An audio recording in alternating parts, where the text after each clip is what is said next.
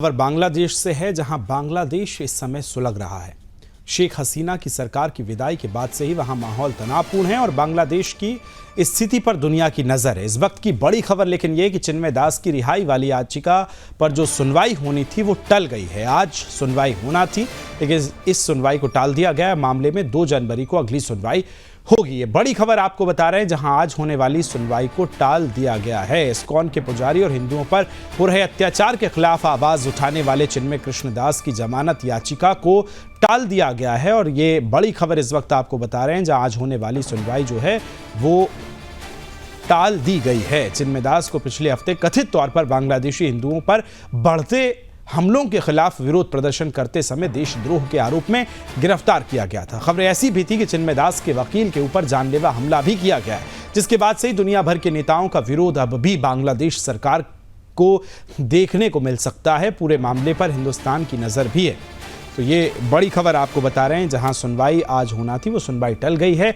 बांग्लादेश की सरकार के खिलाफ भारत सरकार कोई तगड़ा एक्शन ले और जहां एक तरफ चिन्मय दास के मामले पर सुनवाई को टाल दिया है तो वहीं पूरी दुनिया की नज़र इस पर थी कि आज सुनवाई होगी, लेकिन फिलहाल इस सुनवाई को टाल दिया गया है। खबर को विस्तार और ज़्यादा बातचीत के साथ हमारे मेहमान संजीव श्रीवास्तव जी जुड़ गए। विदेश मामलों के जानकार हैं, बहुत बारीकी से नजर रखते हैं। संजीव जी, सुनवाई पर देश भर की नजर थी, हम आप सभी इंतजार कर रहे थे, लेकिन फिलहाल खबर ये मिली है कि सुनवाई जो है वो टाल दी गई है। किस तरह से देख रहे हैं और इसका जो असर है दुनिया पर, ना सिर्फ हिंदुस्तान बल्कि दुनिया पर जहां जहां इस्कॉन को मानने वाले लोग हैं, उनके लिए ये कितनी बड़ी खबर है? देखिए विकास जी, ये जो चिन्मय दास जी की गिरफ्तारी हुई ये बिल्कुल अवैधानिक है, गलत है और उनकी जो रिहाई है तुरंत होनी चाहिए थी। लेकिन अब जिस तरीके से इसे फिर से 1 महीने के लिए आगे टाल दिया गया है, जाहिर है कि उतने लंबे समय तक उन्हें कारावास में रहना होगा और ये पूरे हिंदू समुदाय के लिए, पूरे विश्व भर के हिंदू समुदाय के लिए जाहिर है कि एक बेहद चिंता का विषय है और सभी इसकी निंदा कर रहे हैं। और इस बात को स्पष्ट रूप से दर्शाता है कि बांग्लादेश में वर्तमान समय में कट्टरपंथियों के दबाव में आकर के वहां पर जो अंतरिम सरकार है वो कार्य कर रही है और वहां का जो एस्टेब्लिशमेंट है वो भी अपना कार्य ठीक तरीके से नहीं कर पा रहा है। और ये जो पूरी स्थितियां हैं वहां के लोकतंत्र के भविष्य को अंधकार की तरफ ले जा रही हैं, ये स्पष्ट रूप से दिखता है।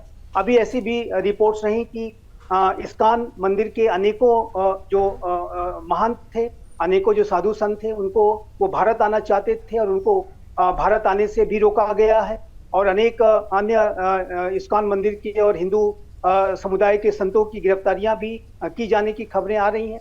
तो ऐसे में ये जो स्थिति बेहद चिंताजनक है और ये बांग्लादेश के जो लोकतंत्र के भविष्य को रसातल में ले जाएगा। हिंदू कम्युनिटी जो वहाँ की है वो जाहिर है कि एक असुरक्षा के वातावरण में वर्तमान समय में है। लेकिन मैं विकास जी ये स्पष्ट रूप से कहना चाहता हूँ कि ये बांग्लादेश की अंतरिम सरकार की जिम्मेदारी थी, आज भी है, कि वो इस तरीके की कार्रवाइयों को करके दिखाए कि जिससे कि वहां पे कानून का शासन स्थापित हो, हिंदू कम्युनिटी सुरक्षित हो। और ऐसा करने के लिए, उनके ऊपर दबाव बनाने के लिए भारत की सरकार को भी, अन्य जो विश्व के जिम्मेदार लोकतांत्रिक राष्ट्रों की सरकारों को भी इस सरकार के ऊपर जो भी इसके लिए उपाय हो सकते हैं, जो भी विकल्प हो सकते हैं, सभी के ऊपर एक गंभीरता के साथ विचार मंथन करते हुए एक्शंस को भी लेने की आवश्यकता है। और इस सरकार को किस तरीके से विवश किया जाए कि वो वहां पर कानून का शासन स्थापित करे, इसको लेकर के उसके ऊपर लगातार दबाव बना के रखने की आवश्यकता है, जो कि हमारी सरकार कर रही है। भारत की सरकार अनेक विकल्पों पर भी विचार कर रही है। हमारे विदेश मंत्री श्री एस जयशंकर की प्रधानमंत्री श्री नरेंद्र मोदी से एक सीधी बातचीत भी हुई थी और पूरी सरकार का हमारा जो एस्टेब्लिशमेंट है वो बांग्लादेश की स्थितियों पर पैनी नजर रखे हुआ है। वहीं यूनाइटेड स्टेट्स ऑफ अमेरिका में सत्ता परिवर्तन होने वाला है। डोनाल्ड ट्रंप भी सत्ता संभालने जा रहे हैं 20 जनवरी को।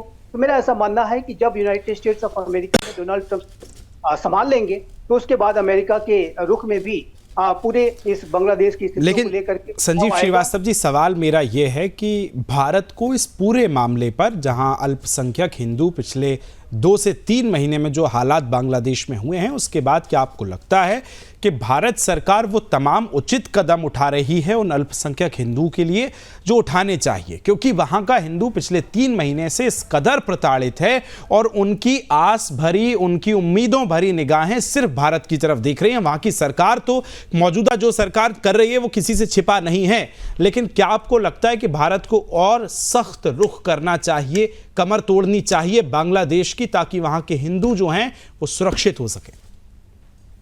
विकास जी, मेरा ऐसा मानना है और मुझे पूरा इस बात का विश्वास है कि भारत के प्रधानमंत्री श्री नरेंद्र मोदी के नेतृत्व का ये जो नया भारत है, ये जो सरकार है, मोदी सरकार, वो बांग्लादेश में हिंदू कम्युनिटी की सुरक्षा के लिए, रक्षा के लिए जो बेस्ट जो पॉसिबल जो कदम है वो निसंदेह उठाएगी।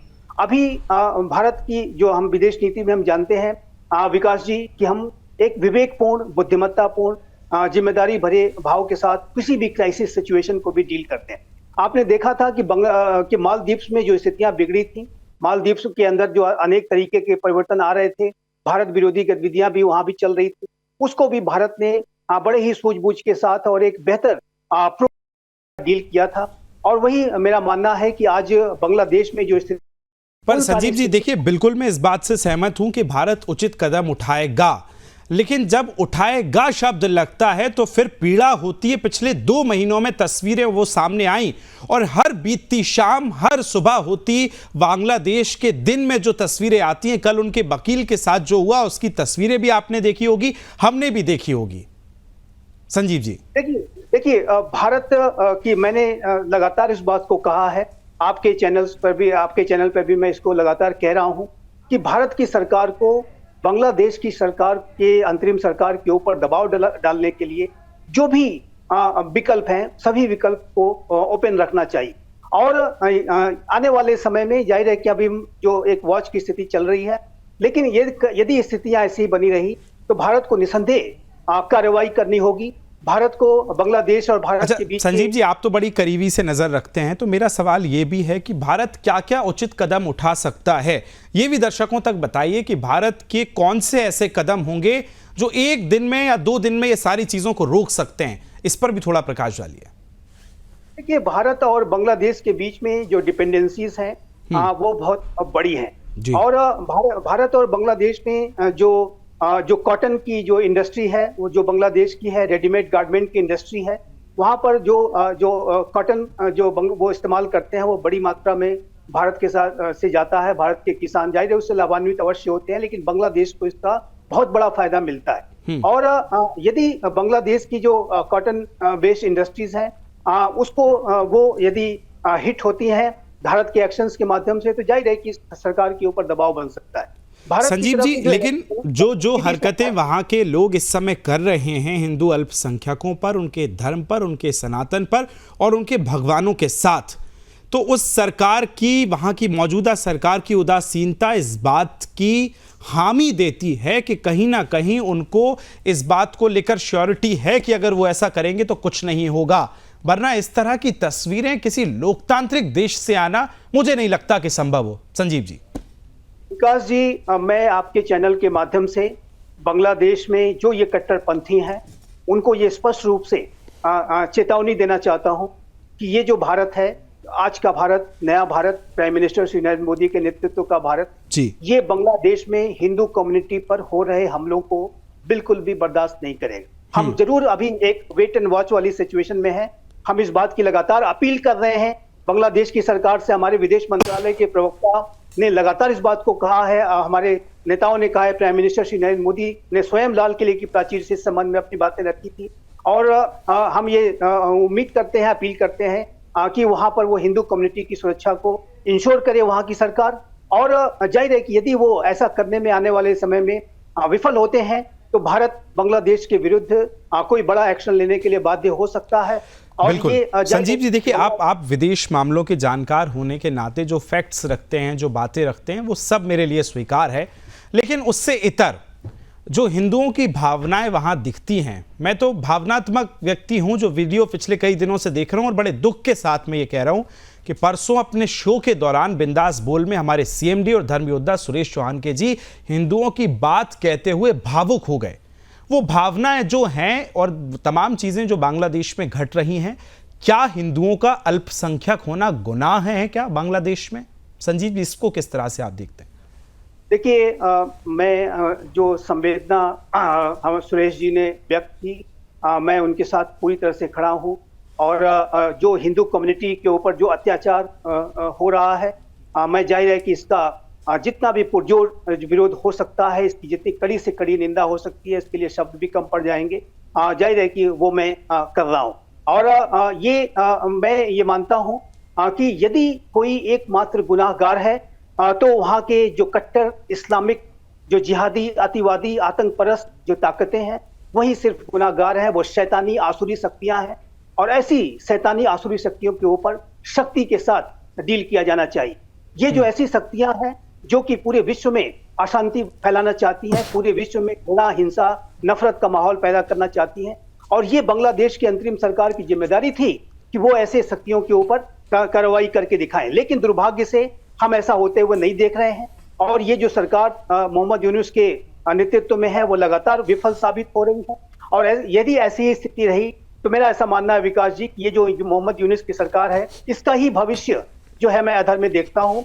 ये सरकार अपने दायित्वों को अगर ठीक तरीके से नहीं निभाती है तो अल्टीमेटली आप बांग्लादेश में और भी खराब स्थितियों को देखेंगे। बांग्लादेश की स्थिति वैसे ही बन सकती है जैसे कि आज आप पाकिस्तान की आप देख रहे हैं। वहां पर जाहिर है कि उसके पीछे एक फौज भी खड़ी है, वो फौज को फिर अपना इंटरवेंशन करना पड़ सकता है। पूरे अंतर्राष्ट्रीय समुदाय का भी लगातार दबाव बढ़ता जा रहा है, इस दबाव को और बढ़ाने की आवश्यकता है। लेकिन मैं फिर से इस बात को दोहराना चाहता हूं और कि बांग्लादेश में हिंदू कम्युनिटी पर हो रहे हमले इस नए भारत को बर्दाश्त नहीं होंगे। और ये भारत, अगर ये बांग्लादेश के कट्टरपंथी और वहां की अंतरिम सरकार इस बात को सोचती है कि भारत सिर्फ चुपचाप बैठकर घटनाओं को देखेगा, वाकई संजीव जी, मुझे इन आपकी जो बातें हैं, इन बातों के जरिए ही मुझे आपकी ये जो स्पष्ट बाध्यता है, जो साफ लफ्जों में कहने की जो हिम्मत है, उसकी मैं दाद देता हूं। क्योंकि सो कॉल्ड इंटेलेक्चुअल जो हैं भारत के, जो हर विषयों पर बात रखते हैं, ऑल आइज ऑन राफा कहने वाले, ऑल आइज ऑन फिलिस्तीन कहने वाले, अगर बांग्लादेश में अल्पसंख्यक हिंदुओं पर चुप्पी साध लेते हैं तो ये 125 करोड़ देशवासी उनसे सवाल आज नहीं तो कल जरूर करेंगे। संजीव जी, बहुत बहुत धन्यवाद, थैंक यू सो मच मेरे साथ बातचीत करने के लिए।